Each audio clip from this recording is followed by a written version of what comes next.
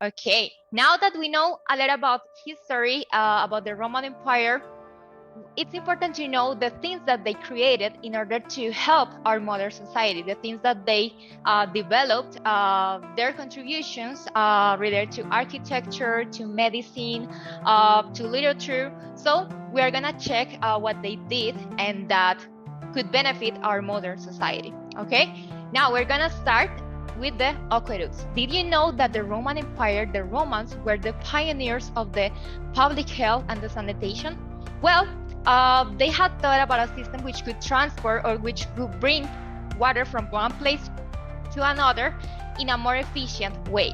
In this way, based on the Egyptian primitive canals of irrigation and water transportation with the help of the society, they also contributed to the medicine field. Why? Because they started implementing the first surgical tools.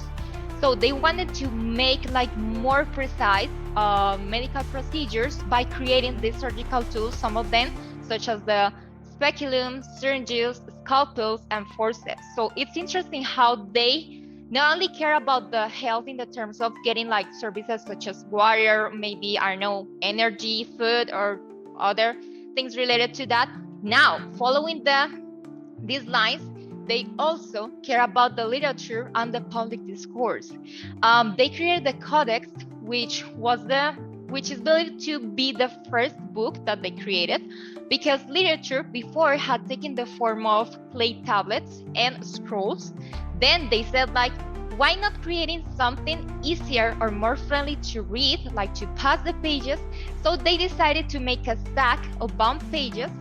In this case, were the same clay tablets, and they were with a cover, and it was more efficient for people. Following the lines or taking into account that they like to spread information, around 20 BC, the Emperor Augustus created something called cursus publicus, which was a way of transporting messages and news between provinces with the help of horses, vehicles such as the horse carts, and other things. So it was interesting how they made easier for people to get the messages from one place to another without taking it too long, like maybe from years to months and so on.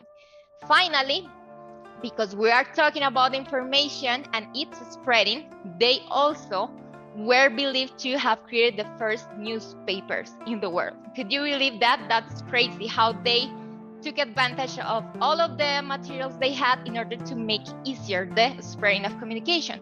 Because before the newspapers, or they are believed to be the first newspapers because they like to inform about civil, military, and political issues through things that were written on stone and metal and were posted